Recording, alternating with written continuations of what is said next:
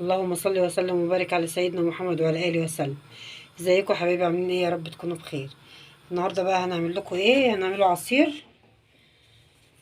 نبدا بقى بالخروب كده، ايه نعمله؟ نحط بقى ايه، كوبايه ونص سكر كده اهو، دي نص كوبايه. وهسيب السكر ده بقى ايه يتكرمل. ومعانا طبعا خروب هيخش بقى في الكرمله، ونرجع مع بعض عشان ايه ما نطولش عليكم. اهو بقى بصوا يا جماعه، دخل بصوا اهو، انا لسه ما قلبتوش اهو. بصوا لسه السكر ابيض على الوش اهو. بقلب بقى فيه كده، مش عايزاه غامق، انا عايزاه كراميل حلو كده. هنا معايا الخروب اهو، الخروب المتكسر ده. ننزل بقى ايه بالخروب كده واقلب.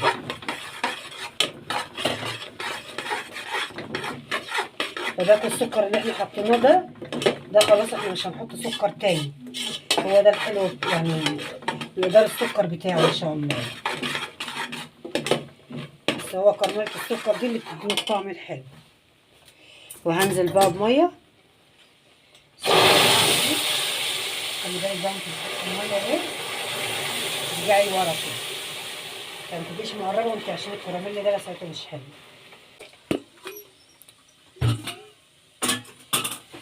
دي ميه سخنه اللي انا حطاها دي.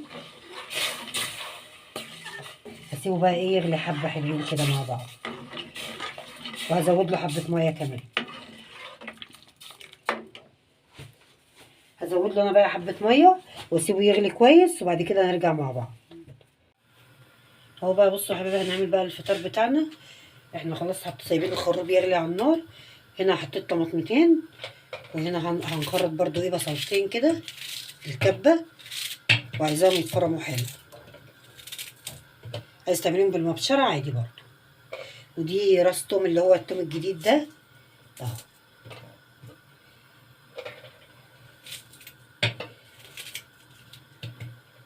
والقرن الفلفل ده حامي، هننزل برضو بيه كده. وقرن فلفل برضو بارد.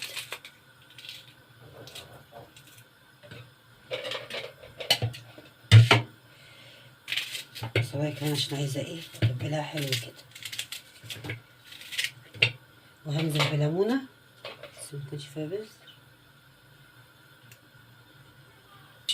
نص ليمونه كده ايه بقشرها كده.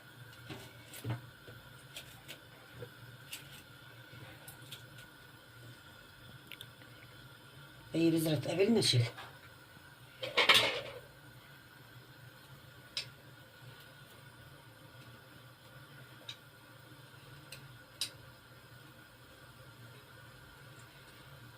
وهنزل بالنص ده كمان،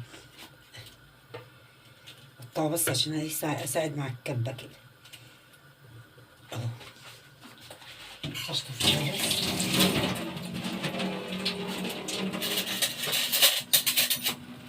وهنزل هنا في الكبه برضو كده معلقه سكر.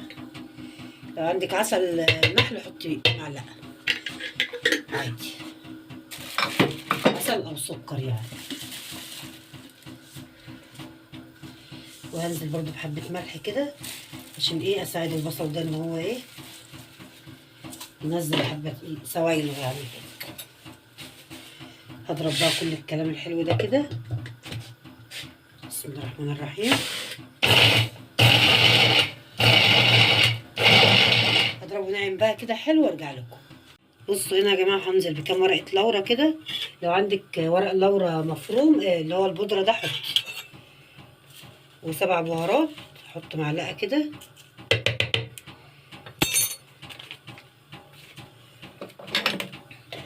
واحط حبه كمون ايه على سن بصوا على سن المعلقه كده. وحبه فلفل اسود، معلقه كده صغيره. وهضرب بقى الكلام ده تاني كده ايه كويس ايه كده، ونرجع لكم. اهو بصوا انا حطيت بقى الخلطه هنا، فضيتها في البوله دي. هنزل برضو بعصره ليمون كمان كده، يعني كده انا حطيت ليمونه بقشرها كامله بميتها بكله. ليمونه سليمه يعني، شلت بس البذر منها، وعصرت برضو ليمونه يعني نص ليمونه. وهنسمي الله بقى. طبعا ايه حطيت الملح بتاعي كله ايه مظبوط كده في الكبه.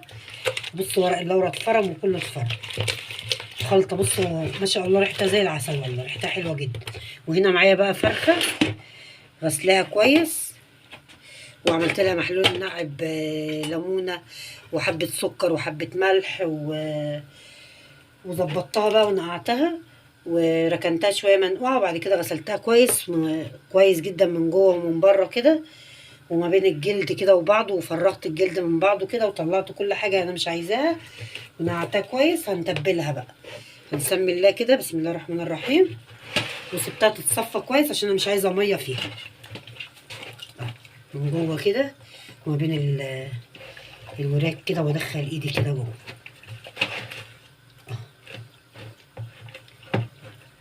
يعني ايه اتبل الفرخه دي كلها كده كويس. هنشويها بقى النهارده. التتبيله دي والله جميله جدا زي العسل، حلوه قوي هتعجبكم. وكمان لو الفراخ مسلوقه عادي ممكن تتبليها بنفس التتبيله دي وتشويها على طول. بس هي كل حاجه سبحان الله ليها طعم يعني مختلف. احنا دي هنتبلها ونسيبها كام ساعه كده مركونه، فهتشرب من التتبيله دي هتبقى طعمها حلو جدا.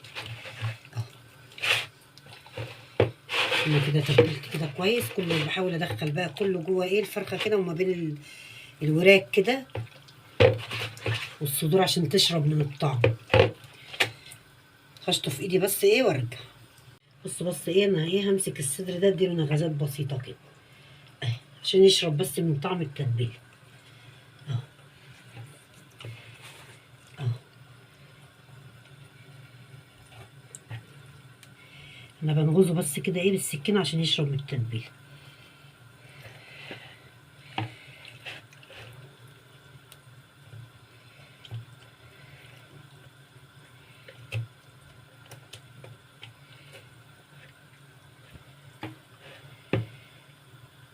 بس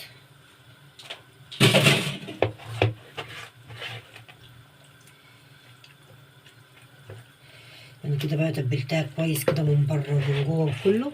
هسيبها بقى مركونه ايه ساعتين 3 كده، زي ممكن تسيبها قبلها بليله كمان يعني قبلها بيوم. بس احنا دلوقتي لسه بدري الساعه 11 اهي، فايه هسيبها ايه لحد قبل الفطار يعني هنحطها في الفرن قبلها بساعه ونص كده.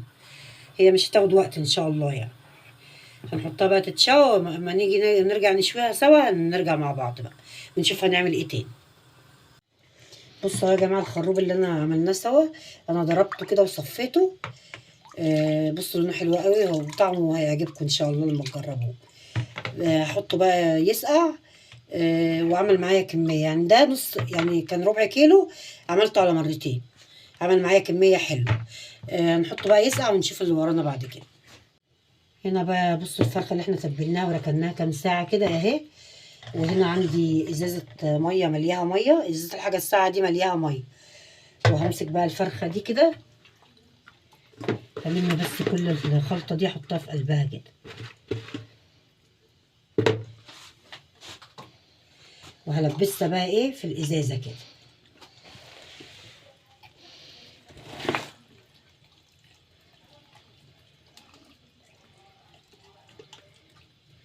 اهو بصوا هلبسها كده ايه للازازه دي كده، هوقفها في الازازه كده. وهعمل ايه بقى بعد كده، هروح جايبه بقى ايه حبه ميه وهحطهم ايه في الصينيه كده اهو. بصوا بقى ايه انا هحط لها بقى ميه في الصينيه كده. وانا ولعت الفرن يسخن من قبل ايه من بقى لي حبه كده مولعاه. البخار ده عشان يخلي الفرخه طريه وحلوه. بس هحطها بقى في الفرن ونرجع بقى ايه نشوف سواها ايه مع بعض. بصوا بقى يا جماعه انا حطيت هنا بصلايه وحبه زيت ومعلقه سمنه كده، يعني حبه صغيرين ومعلقه سمنه صغيره كده. هندي البصله دي لون ذهبي عشان هعمل حبه بسله كده، هي هتوصل للون الذهبي ونرجع مع بعض. هي البصله خدت اللون اللي انا عايزاه، هنزل بقى بالطماطم. وهزودها بقى بس بق ميه كده واسيبها تتسبك ونرجع لها.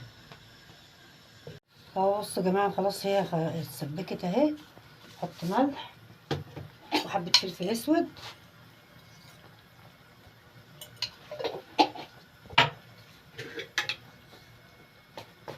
وحبه سكر عشان حمض الطماطم. وهنزل هنا بالبسله اهي احنا مفرزينها مع بعض كيس واحد كده. بسم الله الرحمن الرحيم. بصوا بتلجها هي لسه من التلج من الفريزر على الحله على طول، مينفعش تسيبها تفك.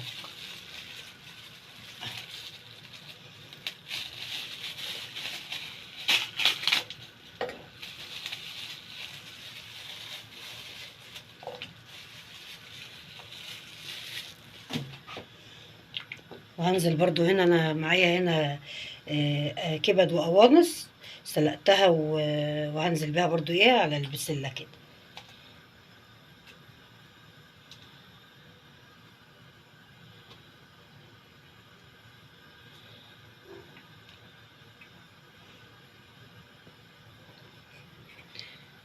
اهي هسيبها بقى ايه تستوي كويس وهخرط لها عود شبت. اهو هجيب لها عود شبت ونرجع. اهو هخرط بقى عليها عودين شبت كده. لو انت يعني مش عايزاه متخرط كده ممكن تحطيه في حلو ساعه التقديم تشيليه، بس احنا بنحبه متخرط كده. بس هسيبها بقى ايه هخرط بقى العود الشبت ده وهسيبها بقى ايه تستوي ونرجع بقى ايه نشوف هنعمل ايه مع بعض. بصوا يا جماعه انا شويت بقى بتنجان عشان اعمله بابا غنوج. وهنا دقيت قرن فلفل بفصين توم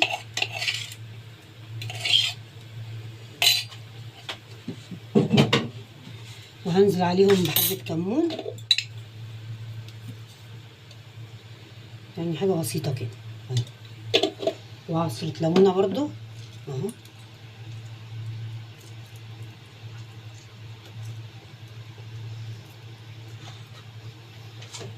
وحبه ملح حبه صغيرين عشان نحط اول ما ادق. هدعك بقى ايه البتنجان كده ايه كويس بالخلطه دي. لسه بقى كويس ايه نعمها خالص. بصوا برضو هنا هنعمل سلطه طحينه. انا هرسها بعد كده.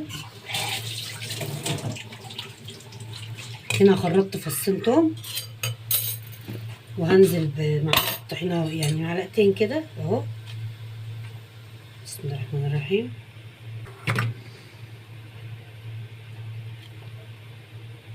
كمان معلقه. هننزل عليها بحبه كمون وحبه ملح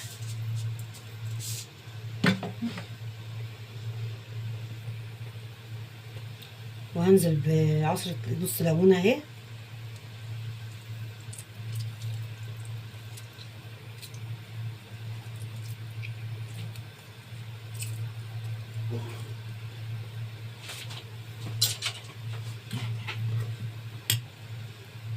دي الزراير بس هشيلها. وهجيب بقى ميه سخنه هفكها بيها حبه حبه كده.